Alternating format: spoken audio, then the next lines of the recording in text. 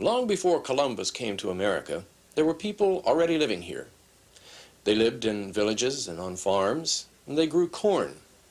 They were the Indians. There were large tribes of them, and two of those large tribes were the Cherokees and the Creeks. They lived in the south. And when the English and the Spanish came and settled along the coast, they brought something special with them. They brought horses. And it wasn't long before the Indians got some of those horses. Our story today is about a boy and his horse, a Cherokee boy named Groundhog. Groundhog's Horse by Joyce Rockwood. Groundhog named his horse Midnight, and he loved her more than anything else. He thought she was very special. He even braided her forelock and wove beads into it. But one night, Groundhog's horse was stolen. A group of Creek Indians crept into his village and took Midnight. And the next morning, when Groundhog awoke and discovered she was missing, he found out right away who had done it. The Creeks left a message behind so that everyone would know. Groundhog tried to get the older warriors of his village to go get his horse for him, but they said no, it wasn't worth starting a war with the Creeks over one horse. So Groundhog had to do it alone.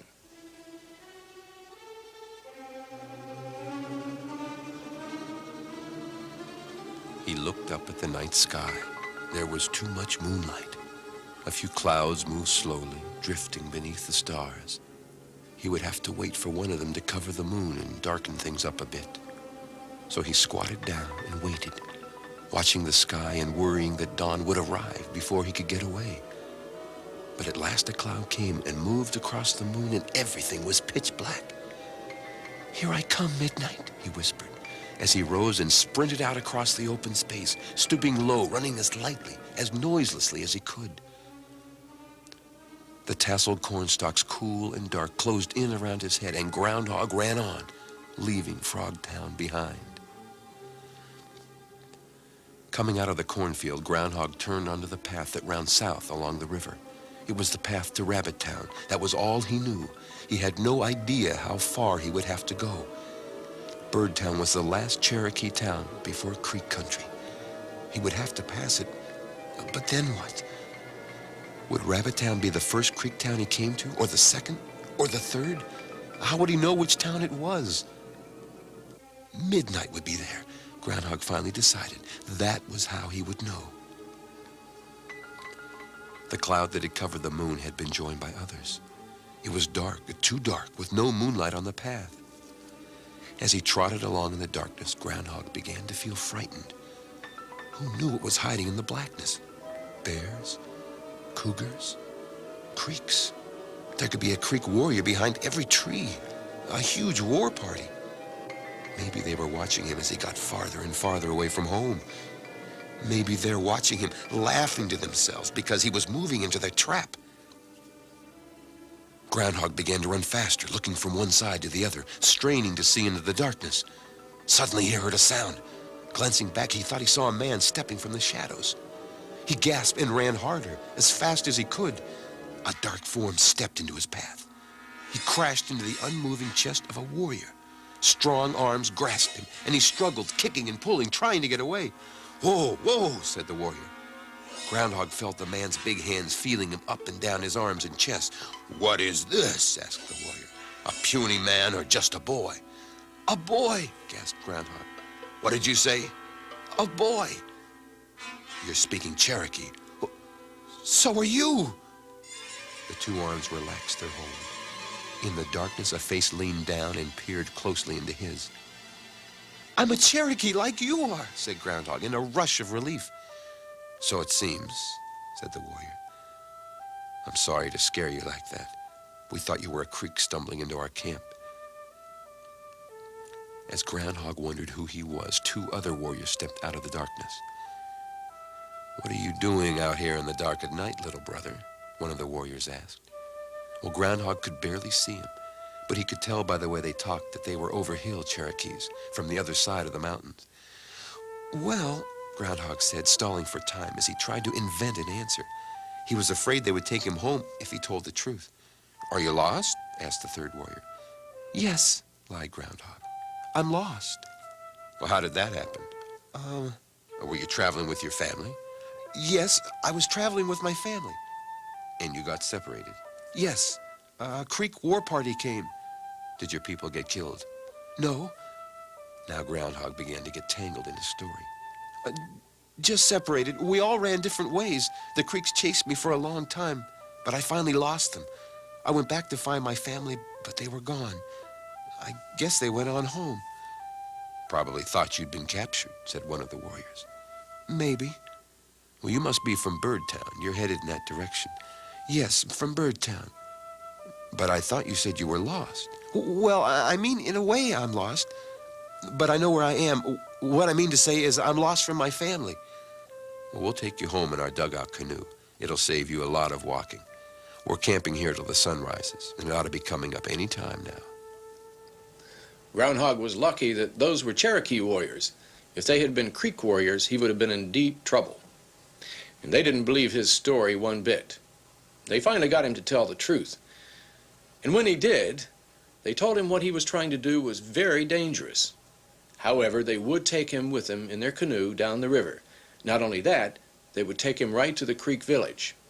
They instructed him to go through the woods and hide behind the village.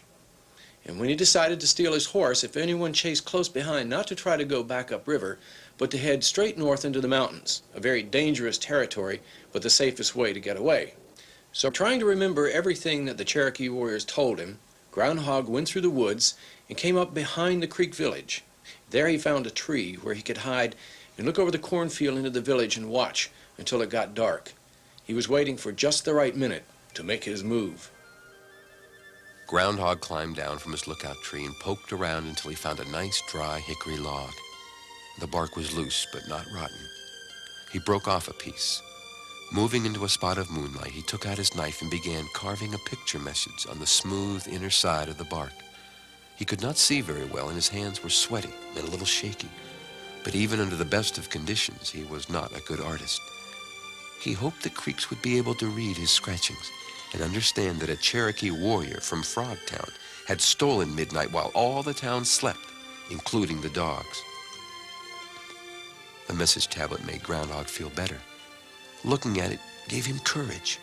He would stick it in a crack in the wall plaster near the very spot Midnight was tied. With bravery fluttering faintly in his heart, Groundhog got to his feet. It was time to make the attack. Without a sound, Groundhog moved from tree to tree, staying in the shadow of the forest's edge. Since he was a tiny boy, he had been practicing this, and now that the time had come to be a warrior, he was able to move softly, smoothly, like the rustle of a summer breeze. He came to the place where the stream entered the clearing, and he stood quietly, almost without breathing, looking toward the town. Ahead was a moonlit rooftop. Midnight. Midnight, the joy of his life, was tied to that house. Groundhog took a trembling step toward the cornfield. Feeling his bravery leaving him, he fingered the message tablet stuck in his belt. No courage came flowing from it. He took another step, and another. Don't stop now, he told himself. Crouching low, he entered the cornfield. The corn swayed and shook, rustling loudly. He stopped, and then started again, more slowly. It felt almost natural to be creeping through a cornfield, like playing a war game with Jumper. Jumper could never find him in a cornfield. It helped to think of it as a game, and he began to feel calmer. He had done this so many times before. But then the cornfield ended, and Groundhog found himself staring at the enemy town. It was so close. Blood was pounding in his head, and his breath came quick and light with fear. The patch of moonlight stretched before him, open space, no cover, and beyond it lay the house. He could see the passageway between the house and the garden. That was where he had to go. Then around to the front, quietly, without waking any dogs. The thought of it made him want to turn back. Don't think, he told himself. He stepped out into the moonlight. His mind spun, blurring, and then it stilled and sharpened, and everything seemed clear and crisp.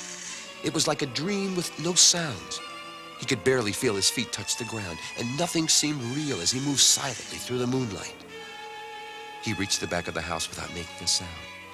He passed through the narrow yard between the house and the garden, all going smoothly, and he slipped around the corner. There before him was Midnight, black and beautiful, dozing in the moonlight. me, girl," Groundhog whispered in his softest voice, not wanting to rush up and startle her. He reached for her rope, and she jerked her head around and looked at him. Recognizing him, she nickered. Groundhog froze in terror. The nickering rang in his ears, loud as thunder, it had seemed, though actually it had been quite soft. A little boy's head popped out of the door of the house, and Groundhog moved with a jolt. He slashed at the rope, cutting it. Grabbing his carved message from his belt, he threw it at the boy. And the next thing he knew, he was running into the cover of the cornfield, gripping Midnight's rope, dragging her after him. "Wait!" yelled the little boy. All over Rabbit Town, dogs began to bark. Groundhog could hear the voices of warriors waking up, rushing out of their houses. He tried to stop and jump on the Midnight's back, but he was too weak with fear. He kept running, stumbling toward the trees. "Wait!" the little boy shouted, chasing after him. "Wait!" Groundhog ran faster, out of the cornfield and into the forest, pulling Midnight along. As he leaped over a fallen tree, the rope jerked out of his hand, caught in the branches. He reached for his knife to cut it free, but his knife was gone. He'd lost it. "Will you wait?" demanded the little boy, rushing up out of the darkness. Groundhog tugged at the rope. "Get out of here, kid. Don't make me hurt you." The little boy reached for the rope, and together they wrenched it free. "This way," the boy said. He grabbed the rope away from Groundhog and ran toward the stream. "What?" said Groundhog. "Come on," the little boy said. "They'll find us." "Us? What do you mean, us? I'm a Cherokee. I just raided you." "Be quiet," hissed the boy, and plunged into the water knee-deep, heading upstream away from the river. "No, you don't," said Groundhog. "Give me my horse. I'm not going back to your town." "It's not my town," whispered the little boy. "What are you talking about?" said Groundhog. "I'm not a Creek," said the boy. "I'm a Cherokee, a captured Cherokee. I'm going back with you." Well, Groundhog saw his plan in ruins. "No, you're not. I came for my horse, and that's all. If I drag along a little kid, they'll catch me."